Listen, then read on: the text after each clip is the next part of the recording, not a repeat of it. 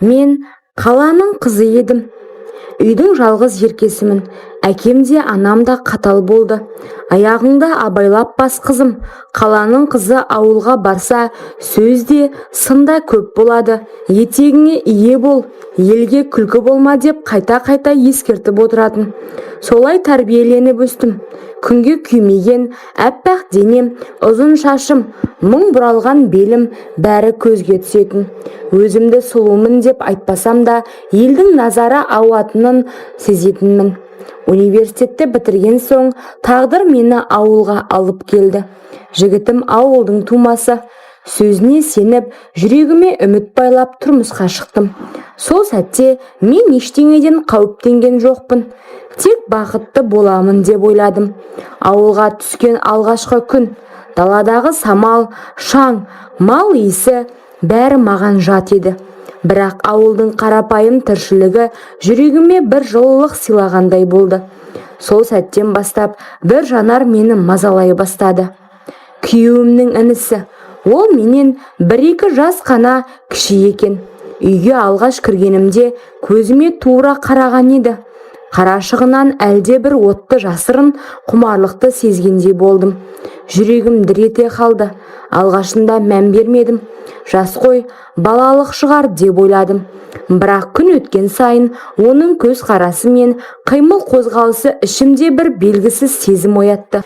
Таңертең өріске сиыр айдауға шықсақ, ол міндетті түрде жанымда жүретін. Қолымнан арқанды тартып алып, жеңеше, сіз шаршайсыз ғой дейтін. Жымиып қана қоятынмын, бірақ жүрегім әлде қайда тезірек соғатын. Кешкісін қорада көмектесіп жүрсе, әдейі арқамнан ұстай қоятын. Сол бір қысқа жанасу денемді ыстық қылып жіберетін. Мен үндемедім, бірақ өзімнен қорқа бастадым. Кейде ас дайындап жүрсем, үнсіз тұрып қарайтын. Қарашықтарым мені шешіндіріп жатқандай.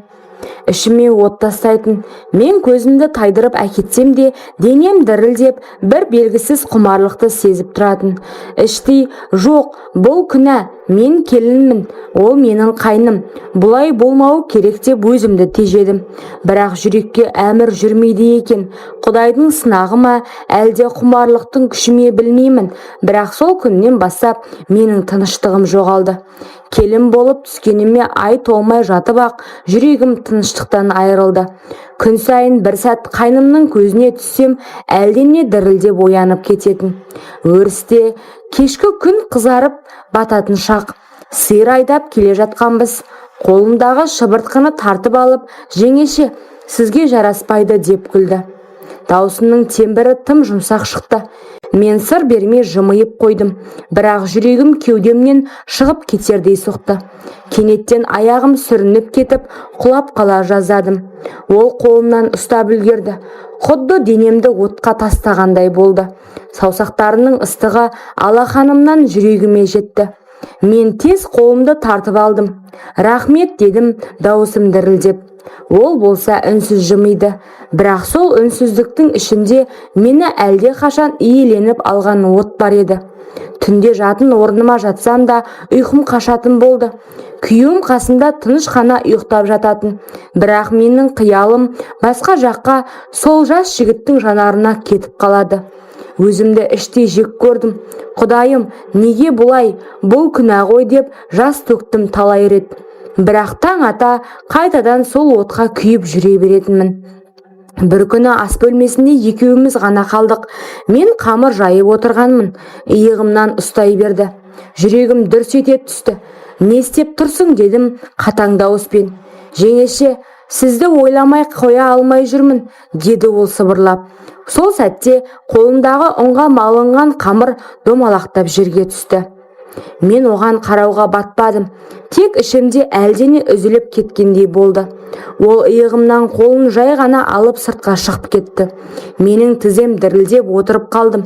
Сол күннен бастап құмарлық жасырын сөзден ашық мойындауға айналды. Күндер өтті. Біз бір-бірімізге жақындай бердік.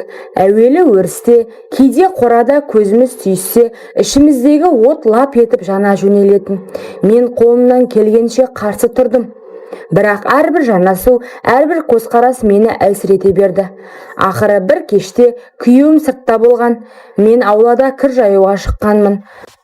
Қайным үнсіз келіп, құшарлана арқамнан құшақтай қалды. Жүрегім шыдамай дір етіп тоқтап қалғандай болдым. Қойшы, бұл болмайды дедім. Мен сені сүйем жеңеше, бұған қарсы тұра алмаймын деді ол дауысы дірілдеп. Сол сәтте мен қарсыласудың бәрінен айырылып, оның құшағына еріксіз еніп кеттім. Сол сәттен кейін менің жанымда екі дауыс күресе бастады. Бірі, жоқ сен келінсің, бұл күнә, өз-өзіңді тоқтат дейді. Екіншісі, жүрекке әмір жүрмейді, сен де әйелсің, құмарлықтың отына ерік бер деп сыбырлайды. Осылай айналысып жүрдім. Бірақ қайнымның жанары, ыстығы, бәрі мені әлсірете берді. Күйеуім үйде болмады. Үйде екеуміз ғана қалатынбыз. Қолымда кір жууға арналған су тұр еді. Еденде отыра қалып кірді ысқылай бастадым. Осы кезде ол есіктен кірді. Жеңеше, көмектесейін бе деді. Жоқ, сен бар дедім күбірлеп. Бірақ ол кетпеді. Жаныма тізерлеп отырды. Саусақтары қолыма тиді. Сол сәтте бойымнан бір ыстық толқын жүріп етті. Қой дедім әлсіз үнмен. Қоймаймын, өйткені мен сені сүйем, сен де сезесің ғой деді ол. Солай дегенде көзімнен жас шығып кетті. Мен үндемедім, үндемегенім келісімім еді. Ол екі алақанымен бетімді ұстап, ерінен сүйді. Кейде екі анарымды ұстай бастады. Алғашында қарсыласқандай болдым, бірақ бір сәтте бүкіл бойым босап, еркімнен айырылдым. Өмірімде бірінші рет жүрегім мен тәнім бірдей дүрсілдеп, шымырлап кеткендей болды. Осылайша біз тыйымды бұздық. Түн қараңғысы бізді жасырды. Жастыққа батқан жасым мен ыстық демім араласып кетті. Сол сәтте ұятта, үрейде жоғалып, тек құмарлық қана үстемде кетті. Мен алғаш рет әйел ретінде өзімді толығымен бердім. Ол болса, жас жалын құштарлықпен құшағына қыса түсті. Таң атқанда ғана мен шошып ояндым. Жанымда қайным жатыр. Кеудемде бір жағынан тәтті діріл, екінші жағынан қара дақтай қорқыныш. Құдайым, біз не істедік дедім сыбырлап. Ол болса мені құшақтай түсіп, бұл махаббат, еш өкінбе деді. Бірақ жүрегімде күдік ұялай бастады.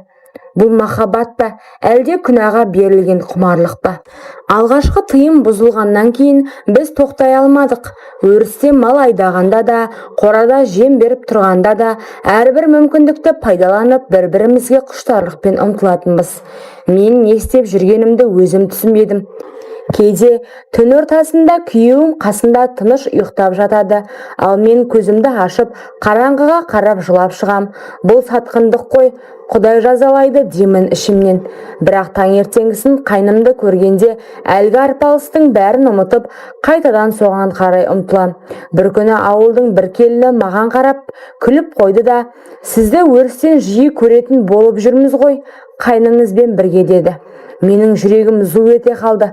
Көзімнің астымен қарасам, ол астарлап айтқандай жымиды. Сол сәттен бастап ішімде үрей күшейе түсті. Халықтың сөзі оқ, ел білгенін жасырмайды деп ойладым. Күйеуім де өзгере бастады. Бір түнде қасымда жатып, сен соңғы кездері суып кеттің, жүрегіңде басқа біреу бар ма деді. Мен шошып кеттім. Жоқ, неге олай дейсің, дедім жалтара. Ол болса ауыр күрсініп, арқасын беріп жатып қалды. Күндер өтті. Қайным менің көзіме тіке қарап, жеңеше, мен сені ағаға қимаймын. Өмір бойы осылай жасырын жүре алмаймыз. Бізге бір шешім керек деді. Мен дірілдеп кеттім. Не айтып тұрсың дедім үрейлене. Ол болса үнсіз жымиды. Бірақ жанарында бір суық от бар еді. Сол отты көргенде жүрегім зірк ете қалды. Жоқ, ол бірдеңе ойлап жүр. Ағасына қастандық жасай ма, әлде мені қолынан тартып алғысы келе ме деп мың сан ой басыма келді. Бірақ құмарлықтың буы тағы да бәрін жеңді. Біз тағы да кездесіп жүре бердік. Әрбір түннен кейін мен өкіндім. Әрбір таң атқанда қайтадан соны қаладым. Ал қайнымның жүрегінде күнәдан да күшті құмарлықпен бірге қараңғы ой тамырын тереңге жайып келе жатты. Қайным күннен күнге өзгеріп бара жатты. Алғашында ол менің көзімде жас балаша аңғал еді. Құштарлықтың ғана жетегінде бозбаладай көрінетін. Бірақ уақыт өте келе оның жүзінде қаттылық пайда болды. Кейде маған қарап тұрып, әлденені ішінен есептеп отырғандай әсер қалдыратын. Бір күні қорада жалғыз қалғанда ол маған сыбырлап айтты: «Жеңеше, біз өмір бойы осылай күнәда жүре алмаймыз. Бір шешім керек». «Қандай шешім?» дедім үрейленіп. «Ағаның орнында мен болсам сен бақытты болар едің», деді. Жүрегім зу ете қалды. «Тоқта, ондай сөзді айтпа» деп қатты шықтым. Сол күндердің бірінде күйеуімнің қалада жұмыстары болып көлікке отырды. Мен есік алдында шығарып салып тұрдым. Қайнымда қасында жүрді. Күйеуім жымиып: «Жеңгеңе қара, көмектесіп жүр, мен келемін», деді інісіне. Ал ол болса үнсіз ғана басын изеді. Көлік ауылдың шетіне қарай бұрылғанда мен қол бұлғап қала бердім. Бірақ дәл сол сәтте жүрегім шым ете түсті. Әйелдің түйсігі ме, әлде бір белгіме түсінбедім. Кешке жаман хабар жетті. Күйеуім көлігімен ағашқа соғылып мерт болыпты. Көліктің тежегісі істемей қалған екен. Жан дүнием ойран болды. Жер астына түсіп кеткендей күй кештім. Ал жанымда үнсіз тұрған қайнымның жүзінде көз жас жоқ еді. Тек бір түрлі жеңіл тыныс алғандай болды. Сол сәт менің жүрегімнен найзадай түйреп өткен ой пайда болды. Жоқ, бұл кездейсоқ емес, бұған оның қатысы бар. Алайда дәлел жоқ. Даусымды шығаруға дәрмен жоқ. Құштарлықтың тұзағына өзім түскендіктен мен де үнсіз қалуға мәжбүр болдым. Бірақ жүрегімдегі күдік мені тірідей тырнап тыныштық бермеді. Күйеуімнің қазасы мені түнекке қамады. Жүрегім өртеніп кетті. Көзі жұмылған күйеуімді көргенде жер мен көктің ортасында жалғыз қалғанымды сезіндім. Жаназада бүкіл ауыл жиналды. Әркімнің жанарында аяныш бар, бірақ кейбір көзқараста күдік те байқалды. Қаланың қызы ауылға келіп еді, ерін өлтіріп, қайнысына телміріп отыр дегенді естігендей болдым. Әйелдің түйсігі алдамайды. Жұрт бірдеңеден сезіктеніп жүрді. Ал қайным жаназада көз жасын сығып шығарғанымен жанарында біртүрлі тыныштық, тіпті қанағат бардай көрінді. Мен оны байқамауға тырыстым, бірақ жүрегім соның қолынан болғанын сезіп тұрды. Уақыт өтті. Бір үйде бірге қалдық. Алғашында мен оны қууға, алыстауға тырыстым. Бірақ ол маған қайта-қайта келді. «Жеңеше, енді сен менікісің, бізді тағдыр қосты», деді. Ал мен көз жасымды тия алмай, соның құшағына қайта-қайта түсе бердім. Құмарлық бұрынғыдан да арта түсті. Түндеріміз оттай өтті, бірақ таң атқанда жанымды өртейтін өкініш пен кінә сезімі жанымды жегідей жеді. Менің күйеуімді өлтірген осы емес пе? Ал мен соның құшағында жатырмын. Айлар өтті. Мен жүкті болмадым. Әр ай сайын үмітпен күтіп, үмітсіз күйреп отыра бердім. Дәрігерге де қаралдым. Бәрі дұрыс деді, бірақ сәби болмады. Ал ауыл іші тағы да гу ете қалды. Әдейі күйеуін өлтірткен ғой. Екеуі қосылу үшін Құдай жазасын беріп жатыр. Бала жоқ деген сыбыстар естілді. Әр сөз жүрегіме қанжар болып қадалды. Күнәға толы құмарлық бізді бақытқа әкелмеді. Керісінше жанымызды тозаққа айналдырды. Кейде түнде терезеге қарап отырып, жанынан жылап айтатынмын: егер мен уақытында тоқтасам, күйеуім тірі болар еді. Жылдар өтті. Біз екеуміз әлі бірге тұрмыз. Бірақ бұл үйде шаттық та, күлкі де жоқ. Жүректерімізді жегідей жеген күнә мен өкініш. Бала сүйе алмадық. Әр түн сайын құмарлықтың ыстығына берілгенімізбен таңертең бәрі ащы дертке айналып шыға келеді. Сәби үнін ести алмадық. Үйіміз қаңырап бос тұрды. Ауыл іші бізге үнемі күдікпен қарайды. Әр қадамымызға сыбыр естимін. Бір күні ата-анамды айтты: балам, Алла әділ, қанмен келген бақ береке әкелмейді. Қара басқан қуаныш көпке бармайды, деді. Сол сөз жанымды тіліп өтті. Менің көз жасым тоқтамады. Қазір ойланып отырсам, бәрі бір сәтті құмарлықтан басталды. Мен осы әңгімені айтып отырмын. Бәлкім біреу сабақ алар, күнә мен құмарлық ешқашан бақыт әкелмейді екен. Ол тек жүректі өртеп, өмірді тозаққа айналдырады. Жастықтың жалынына өргендер, бір сәт ойланыңдар. Бақыттың жолы адалдықта